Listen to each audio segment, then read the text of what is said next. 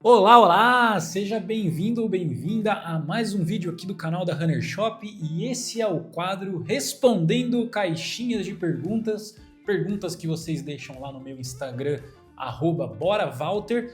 Link tá aqui na descrição se você não me segue ainda. Praticamente uma, duas vezes por semana eu abro caixinhas de perguntas para responder as mais variadas perguntas a respeito do mundo da corrida. E dessas perguntas eu seleciono 5 para trazer aqui para o canal da Runner Shop com uma resposta um pouquinho mais bem elaborada do que eu consigo colocar lá no Instagram.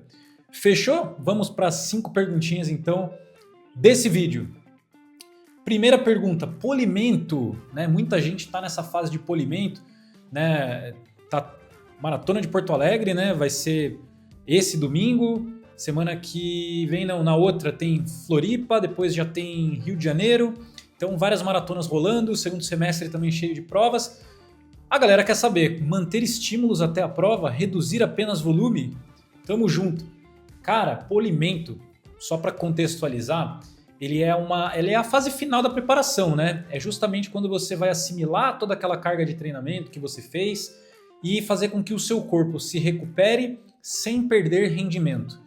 E aí, qual que é a melhor maneira de você fazer isso? Você vai reduzir aos poucos o volume de treinamento, mas vai manter sim uma certa carga, uma certa intensidade.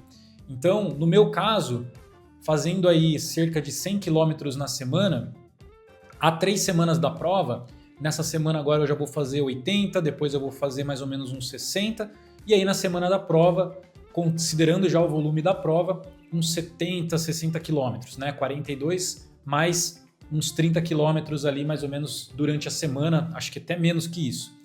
Porém, essa semana que vem e na semana que antecede a semana de prova, eu ainda tenho treinos intervalados, né? Saídas de 1000 metros aí em Z5, que eu já fiz vídeo falando sobre isso, aquele treino que bate ardido. Então, os estímulos realmente continuam, porém o volume de treino ele vai sendo diminuído, assim como na musculação também você já para de trabalhar com algumas cargas, vai mais para um treinamento de mobilidade, para que você comece a assimilar, né, esses treinos e se sinta preparado, se sinta recuperado para poder cumprir aí os 42 quilômetros no ritmo pretendido. Beleza? Vamos lá, próxima pergunta. É normal ter canelite dentro do ciclo de maratona? O que fazer? Olha, canelite, apesar de ser uma inflamação muito recorrente na corrida, a gente não pode tratar isso como algo normal, principalmente dentro de um ciclo de maratona, né? Porque pressupõe-se que você já seja uma pessoa que tem um repertório de corrida, né? Afinal, você está indo para um ciclo de maratona. Então você já passou pelos desafios de 5, 10, 21 quilômetros. A canelite, ela normalmente acontece com mais frequência em pessoas que estão começando na corrida ainda, né? Porque não tem a musculatura tão bem treinada no sentido de aguentar a carga, e a corrida é um esporte que gera, né, essa sobrecarga na musculatura, principalmente das pernas, e a canelite, que é essa inflamação na canela, né, no ilho tibial ali, ela vem muito em decorrência dessa fraqueza que muitas pessoas têm no início na cadeia total ali, que vem desde a panturrilha até a posterior, e todo esse impacto no chão acaba sobrecarregando também a canela, e aí gera essa inflamação, porque é uma área mais sensível, e causa essa sensação de dor, de queimação. Eu mesmo já tive que fazer um tratamento de canelite aí que foi praticamente 6 meses de tratamento até eu conseguir voltar a treinar normalmente, mas isso foi lá em 2016, praticamente, né? Quase 10 anos atrás. E desde então eu nunca mais tive uma canelite que me fizesse assim abandonar. Eu já tive desconfortos na canela, mas não nesse sentido de ter uma inflamação. Então, dentro de um ciclo de maratona, não é normal. Agora, se você tá com canelite, o que fazer é tratar, né? Não tem muito o que fazer. Procure um fisioterapeuta para fazer o tratamento dessa canelite e investigue, né, o que pode ter acontecido para você ter contraído essa canelite, né? Se foi sobrecarga, no fortalecimento, na própria corrida, se foi a junção das duas coisas, enfim, né? Como está a sua recuperação, seu sono, alimentação, né? Faz um check-up geral aí para entender a causa dessa canelite para que ela não venha acontecer novamente, certo? Mas não, infelizmente não é normal. Próxima pergunta desse vídeo. Como você lida com a pressão das pessoas pelos seus tempos de prova? Essa pergunta, a pressão das pessoas sobre o meu tempo de prova. Olha, eu sei que quando a gente coloca um compromisso público, como é o caso, né? O meu caso, porque estou fazendo uma série, né, falando sobre a maratona sub 12:40. Já fiz lá atrás, né, quando eu quis correr uma maratona abaixo de 3 horas pela primeira vez, em 2018. Eu fiz o Breaking Tree também, coloquei um compromisso público. E algumas pessoas acabam acompanhando isso. Mas eu enxergo isso como uma forma de tentar inspirar as pessoas e mostrar a elas qual é o caminho, né, que pelo menos eu estou percorrendo para chegar em determinado objetivo. E o que elas pensam a respeito disso, se está certo, se está errado, se existe uma talvez, né, cobrança em cima desse resultado, eu não vejo isso como uma pressão. Tá? A pressão é unicamente minha sobre o que eu almejo fazer. Né? Se existir essa pressão, afinal, eu não sou um corredor de elite que depende do meu resultado para ser o meu ganha-pão. Eu não tenho um patrocinador que, se eu não for bem numa corrida, ele não vai ganhar uma visibilidade. Enfim, eu não tenho essa pressão de ter que prestar contas a alguém a respeito dos meus resultados. Então, eu espero, né, claro, que quem esteja acompanhando, quem esteja me vendo ali no YouTube, etc., aqui no YouTube, esteja torcendo, né, não me pressionando para concluir uma maratona em determinado tempo. Mas, pessoalmente falando, né, particularmente falando, eu não sinto pressão alguma das pessoas a respeito dos meus tempos de prova. A única pressão que eu coloco sobre mim mesmo é o que eu quero, né, qual é o meu sonho e o que eu preciso fazer para realizá-lo. Beleza? Vamos lá. Aí, né, um adendo, né? Se caso você se sinta dessa forma, se você acha que tem alguém falando sobre você, te pressionando a respeito de um determinado objetivo que você queira cumprir, desconsidere esse pensamento, por favor. Não deixe que esses fatores externos como esses, né, te atinjam de uma forma a você se sentir pressionado a cumprir um determinado objetivo. Beleza? Vamos lá, próximo. O que você considera mais desafiador para você na maratona? Muito boa pergunta. Essa pergunta foi feita por um amigo, pelo Daniel, que já correu maratona, inclusive, e eu tinha, assim, pensado numa resposta, gravei até um Reel sobre isso, lá no meu Instagram vocês podem ver. Só que o que eu gravei no Reel foi uma resposta que veio depois de eu já ter gravado uma primeira resposta. Na primeira resposta, né, como aqui no YouTube eu consigo falar um pouco mais, eu comentei sobre a prova em si, né? Então, na maratona você tem ali aquela ânsia da largada, né, que você precisa segurar um pouco o ímpeto, cumprir aquela estratégia que você desenhou, largar bem conservador para você ir sentindo a prova, né? Então, esse é o primeiro desafio, segurar essa ansiedade.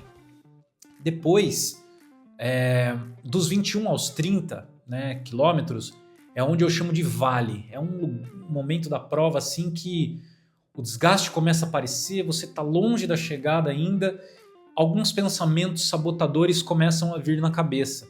Então o desafio ali é se manter firme, né? E entender que você está preparado para cumprir aquela prova, independente do tempo, independente do pace, e que esses pensamentos eles só estão ali para te sabotar, mas você não pode deixar isso determinar o seu comportamento, você tem que seguir adiante. E mais para o final, né, a partir dos 30, 35 quilômetros, é o desgaste físico mesmo, né? Então dores nas pernas, cabeça, né, tendo que trabalhar muito para manter o ritmo e procurar buscar, né, ali é onde você realmente traz todas as armas possíveis que você agregou dentro do ciclo de treinamento para naquele momento usar ao seu favor e terminar a prova bem. Então, durante toda a maratona, né, e aí tem a questão da hidratação, da reposição energética e tal, tudo isso é desafio, né, porque correr 42 quilômetros não é pouca coisa, não é brincadeira. Porém, né, depois de eu ter feito um vídeo mais condensado dando essa resposta, eu pensei numa outra coisa, que aí eu acho que é o que fez mais sentido para mim. Inclusive uma amiga minha falou assim, acho que foi o vídeo mais sincero que você já fez, porque realmente esse vídeo eu gravei durante um treino, né, eu estava correndo, e faltando menos de 1 quilômetro para terminar o treino, eu peguei o celular de novo e falei, olha, na verdade, assim, de verdade, o maior desafio da maratona é o ciclo.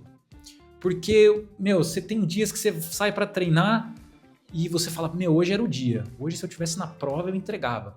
E tem dias que sai tudo horroroso, assim, né? Nada encaixa, enfim, não dá certo.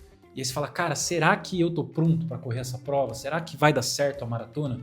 Fora isso, conciliar, né, tudo isso, na verdade, com trabalho, com dia a dia, enfim, você abdica de muitas coisas.